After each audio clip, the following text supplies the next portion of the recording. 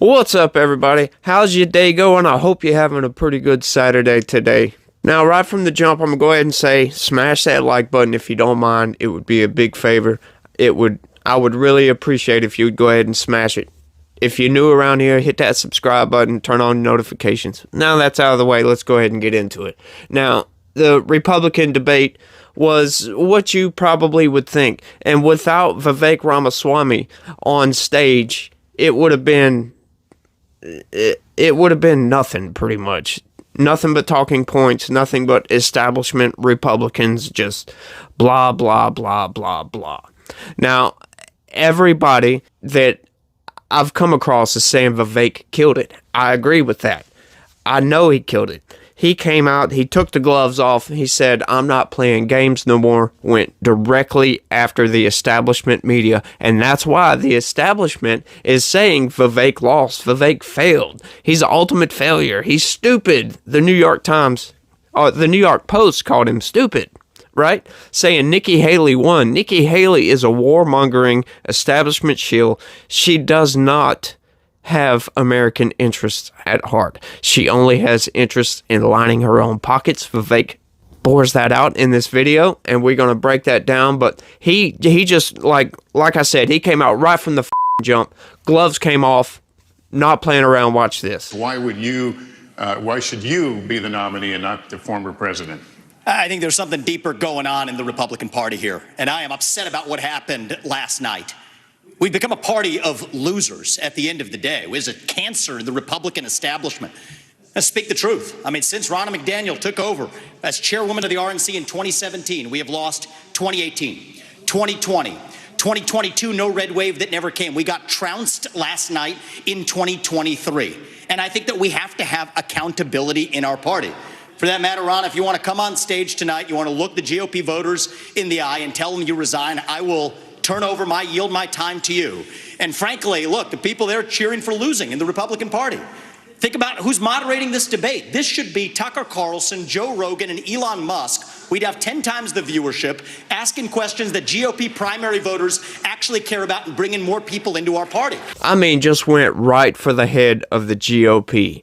Not playing around, not playing any games whatsoever. This dude is out for blood. He wants change in the Republican Party. Okay, both parties are corrupt. The GOP, or I should say the RNC and the DNC, are both corrupt establishment corporations that do not carry the interests of the American people with them. They only are interested in lining their own pockets. And that is proof right there, because she came out after that and said, well, he's not getting another penny of our money, right? She doesn't have the ability to do that. That's her fiduciary duty, is to further the interests of the Republican Party. She cannot direct funds, in other words. She cannot say this person gets money and this person doesn't get money. She is supposed to distribute that money equally, and obviously she's not going to do that no more.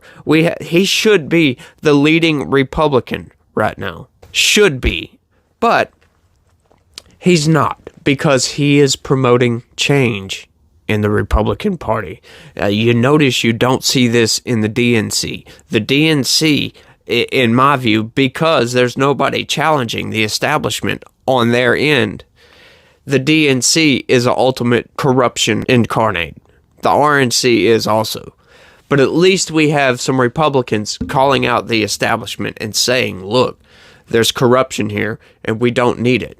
Next thing he goes after the establishment media.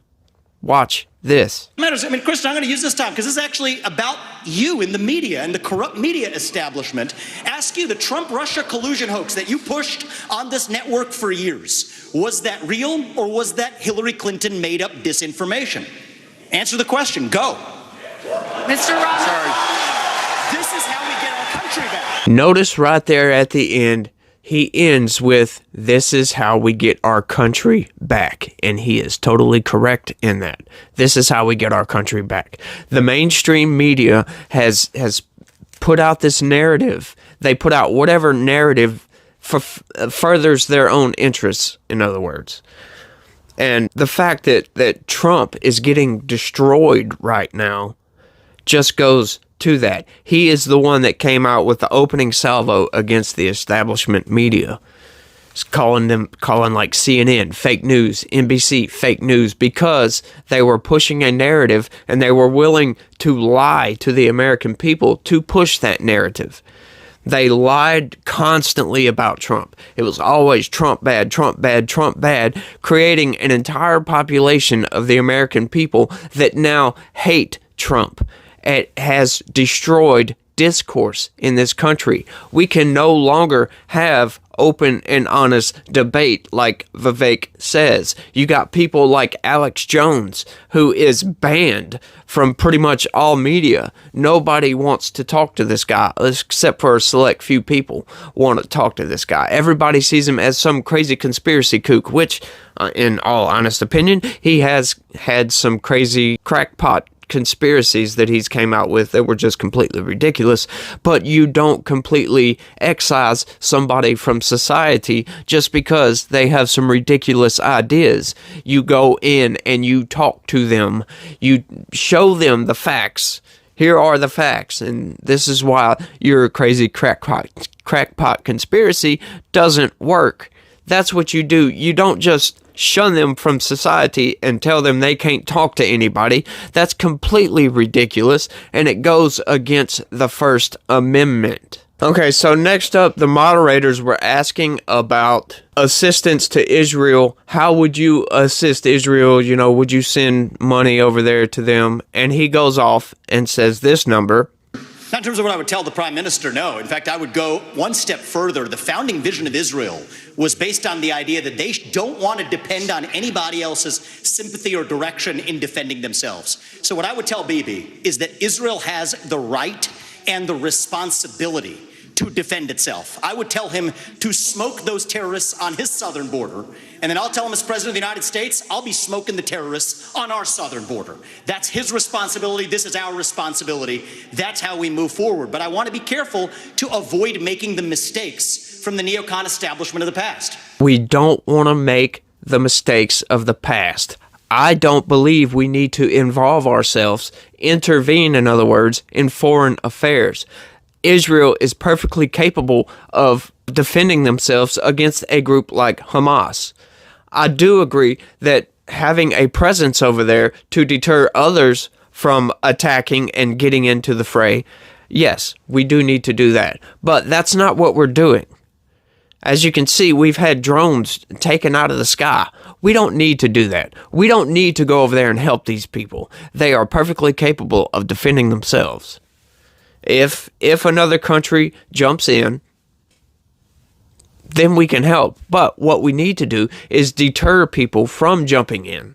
If they have a fight on their own borders, they can handle that. Nobody was jumping in until we sent 2 carrier strike groups over there. And he's right. We don't need to go help out Israel. They don't need our assistance. We can sell them whatever we have, normal stuff, replenish their Iron Dome. I'm cool with that. But this guy, we don't need to involve ourselves in foreign affairs because it has never, ever, ever worked out in our favor, which he's about to show here in a second. Watch this. Corrupt politicians in both parties spent trillions, killed millions, made billions for themselves in places like Iraq and Afghanistan. Now, think about that for a second. Let's run that one more time.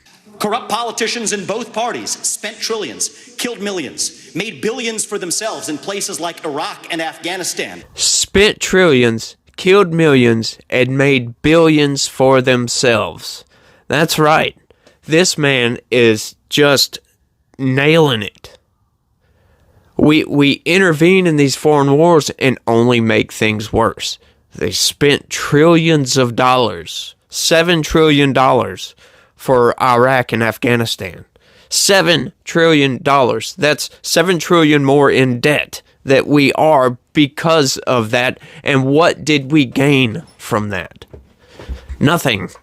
Nothing whatsoever that I can see. I can't see that we gained anything.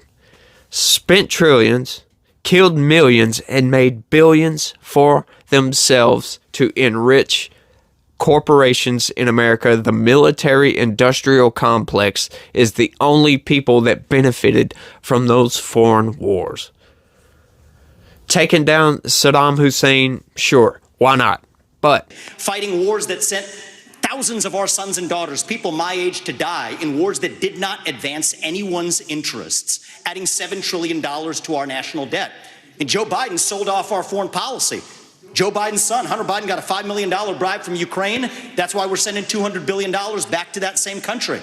The fact of the matter is the Republican Party is not that much better. You have the likes of Nikki Haley, who stepped down from her time at the UN. Bankrupt or in debt was her family. Then she becomes a military contractor. She joins the board of Boeing and otherwise, and is now a multimillionaire. So I think that that's wrong when Republicans do it or Democrats do it. That's the choice we face. Do you want a leader from a different generation who's going to put this country first? Or do you want Dick Cheney in 3-inch heels? All right, Mr. In which case, we've got two of them on stage Mr. tonight. Ramaswamy, thank you. how much do we have to fail before we see that us intervening in a foreign nation's affairs only hurts our reputation? It hurts the people that live in that country.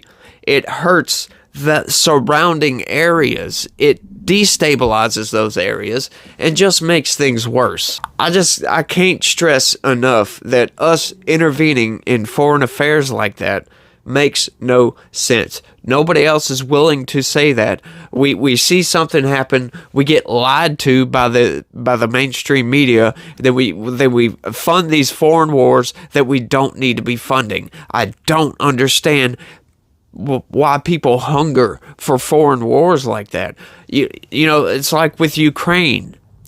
Ukraine is a very corrupt place. And they say, oh, we need to defend democracy. Ukraine is not a democracy. I'm sorry. I've seen too much corruption, too much BS going on over there for me to get behind Ukraine. And once again, Vivek Rammaswamy nails it. Are you persuaded by President Zelensky's urgent new plea? Where do you stand on more funding? I'm absolutely unpersuaded. And I'm actually enjoying watching the Ukraine hawks quietly, delicately tiptoe back from their position as this thing has unwound into a disaster. The first half of this race, I was the only person standing for it. Now they're actually quietly coming around to being more cautious, as they should. Level with the American people here. Ukraine is not a paragon of democracy. This is a country that has banned 11 opposition parties. It has consolidated all media into one state TV media arm. That's not democratic. It has threatened not to hold elections this year unless the U.S. forks over more money. That is not democratic. It has celebrated a Nazi in its ranks, the comedian in cargo pants, a man called Zelensky, doing it in their own ranks. That is not democratic. More facts for you that you won't hear from the mainstream in either party or the mainstream media. The regions of Ukraine that are occupied by Russia right now in the Donbass, Luhansk, Donetsk. These are Russian-speaking regions that have not even been part of Ukraine since 2014, that other people probably couldn't name those provinces for you. Those are the hard facts. And so to frame this as some kind of battle between good versus evil, don't buy it. Simply telling it like it is. Something politicians do not do nearly often enough. This is why people hate this man. He's becoming more and more like Trump in that respect. This guy has a pretty good vision for our country. Here's a story most people don't know. Airbnb hands over U.S. user data to the CCP. Now, that's a U.S.-owned company. So this is the problem when you have Republicans that temporarily go the way the winds blow, and now it's popular to talk tough on China. When she was UN ambassador, called them literally, her words, not mine, our great friend. You can't be fair weather fans of the right policy. Get to the root cause. Even U.S. companies in Silicon Valley are regularly doing it. Cut the virtue signaling. The fact of the matter is Democrats are on TikTok today. The only person, one of the few people who is putting up content the way the actual algorithms work, speaking for pro-Israel views or others, is Ambassador me. And I Haley, predict more Republicans will join it. But stop U.S. companies from turning over data to Chinese companies. That's the real answer, like not the virtue Kristen signal. don't get to Stop the virtue signal. I love that. Because that's all that is. Why are these companies giving China our data?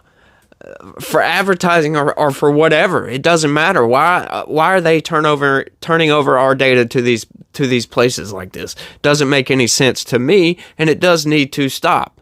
I think it's BS, and this is one reason I like Vivek Ramaswamy. He is not afraid to tell it like it is. Just get it out there. People don't like hearing that.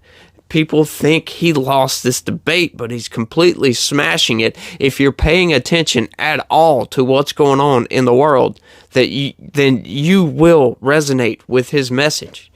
This guy is wanting to root out corruption from the U.S. government and get it out of there. And the corrupt establishment is doing everything in their power to try to stop him. They're just trying to dog him, but they don't have anything behind it. He is calling them out on everything they're doing.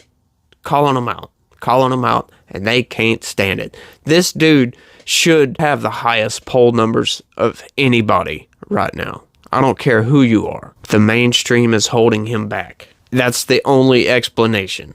Ways that you can improve people's financial condition in the short term. Right, and as a CEO, the economic question is core to my vision and policy prescription for this country. Increase the supply of everything. It's the law of supplies and demand. Increase the supply of energy. That brings down the cost of energy, grows the economy. Drill, frack, burn coal, embrace nuclear. Increase the supply of labor in this country. Stop using our taxpayer money to pay people more to stay at home instead of to go to work. Increase the supply of housing. People don't talk about this one in the Republican Party. The land use restrictions are constricting the supply of housing. That's making housing more expensive for ordinary Americans across this country. So that's the true answer. And I think it takes a CEO in the White House who actually understands this to get this done. Because Americans at home, they know the Bidenomics is a lie. Prices are going up. Interest rates and mortgages to buy your home are going up. But wages have remained flat. That's the hard diagnosis for our economy. And this is about more than just our economy. I say this as a member of my generation. I'm 38 years old. I'm the youngest person ever to run for U.S. president as a Republican.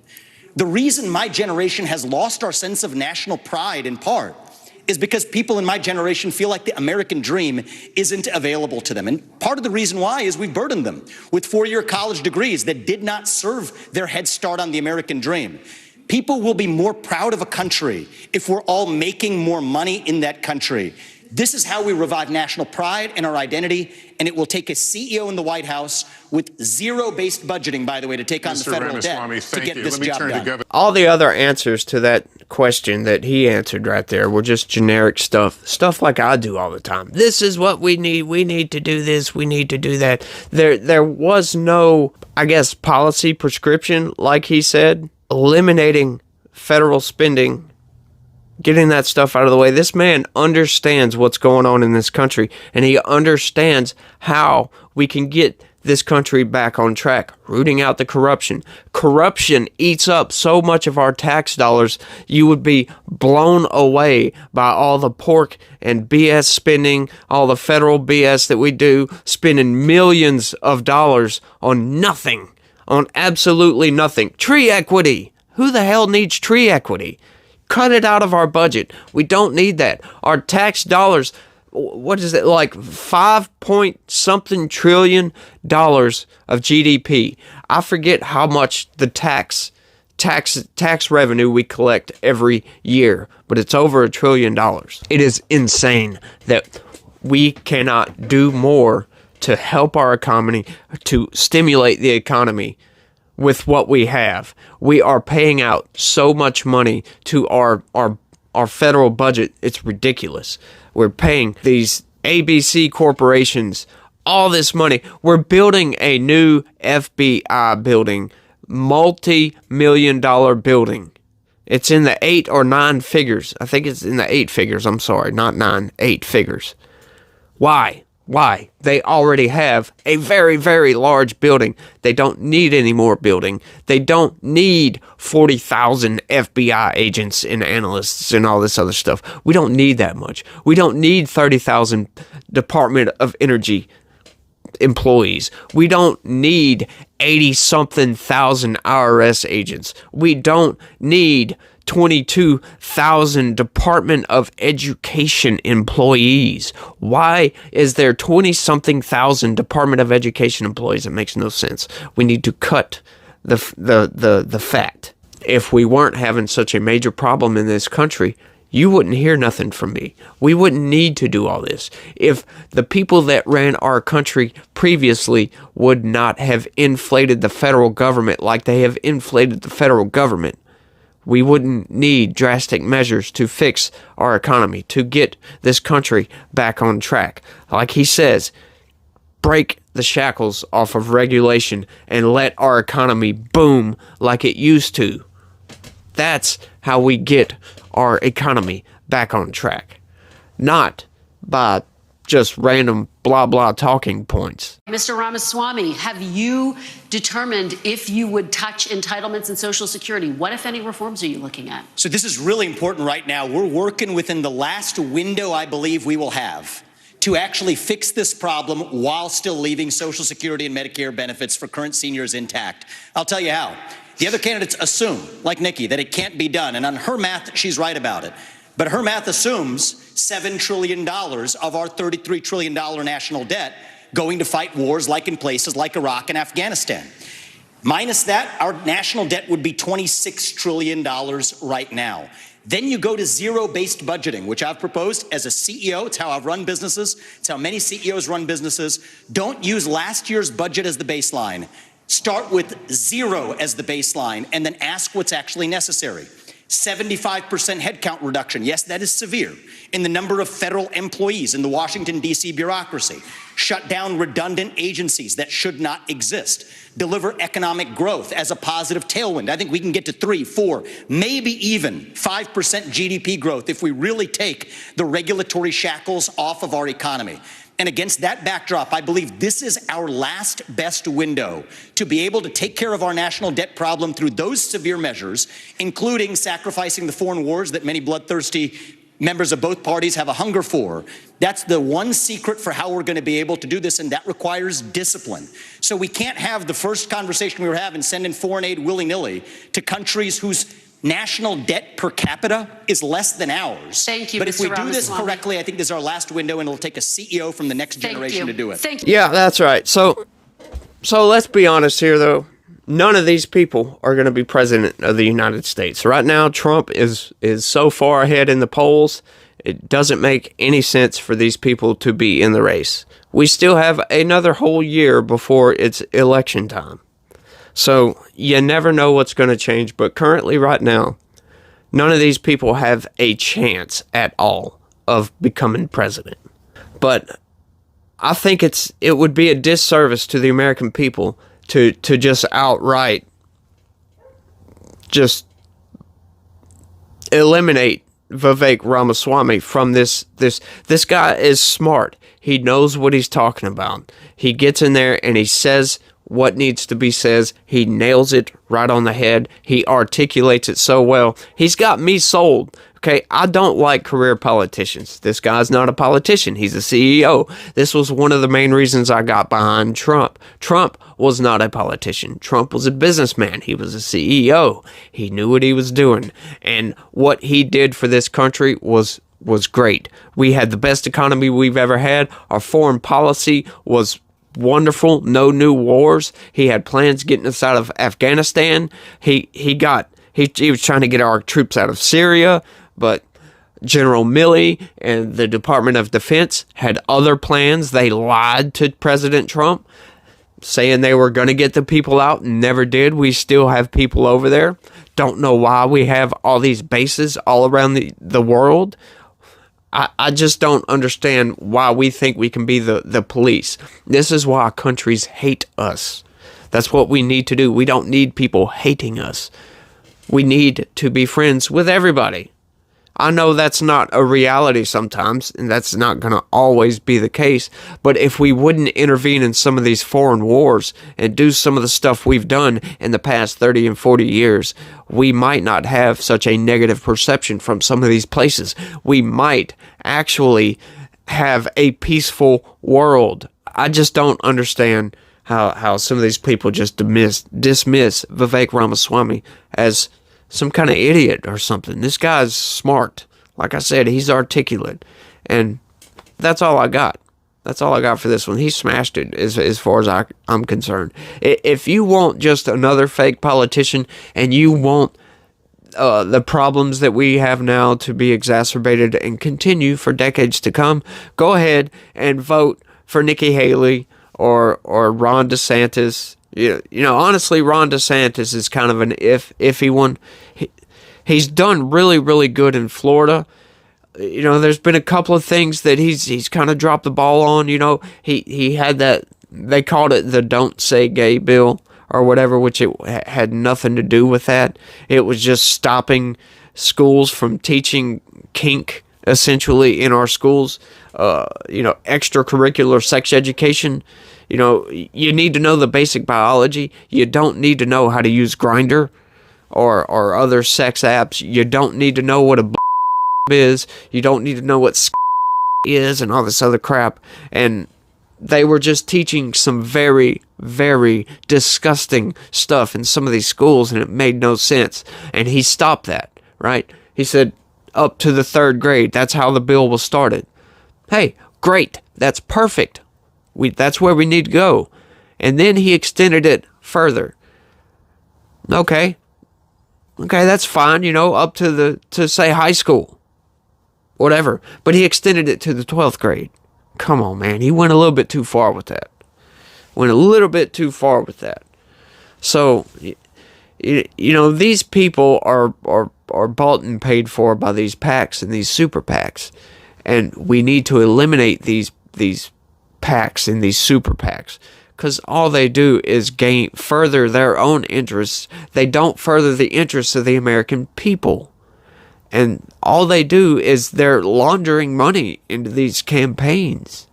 That's all they do. They get donation money, and then they give it to these people, and then give these people an agenda and say, we're not going to give you any money if you don't follow this agenda, do and say these things. That's how it works. That's why our politicians, before they become politicians, in other words, they say things we want to hear. They say the right things. They say the stuff, well, I'm going to do this, I'm going to do this. But then they never do it because they're paid for by these PACs and these super PACs. You got to watch these people, man. When you have somebody that doesn't need super PAC money, it doesn't need money from the RNC or the DNC, they say the truth. They speak what is real. And that's what Vivek is doing. He's not taking any money from any of these places. He's put, I think it's like $20 million of his own money into his campaign. He's running his own campaign. That's why he's allowed to speak the truth. And it resonates with me. And, you know, we can have an argument over all kinds of stuff. But to me, what he did in this debate was revolutionary. And I believe we do need some revolutionary change in our government. Otherwise, we're just going to keep kicking the can down the road and nothing is going to change. If you want change, vote for somebody who's not a politician. And that's all I got for this one, y'all. I want to thank everybody for watching. And like I said, don't forget to hit that subscribe button. Leave a comment down below. Let me know what you think about all this. Let me know what you think about Vivek. Let me know what you think about all the other candidates that were on stage. I didn't show none of what they said because none of what they said was worth anything to me. I mean, they had some decent answers, but it was all stuff that, you know, I've said in videos before. But I'm not a politician, and I can't do nothing about it. So them basically repeating stuff that I've said before, just, you know, it means nothing to me. Vivek gets in there, and he says it like it is. Talks to the American people. That's what we need in office. Somebody who's willing to change the government, get rid of corruption. Like I said, that's all I got, y'all. Thanks for watching, and y'all have a good one, and be positive. Peace.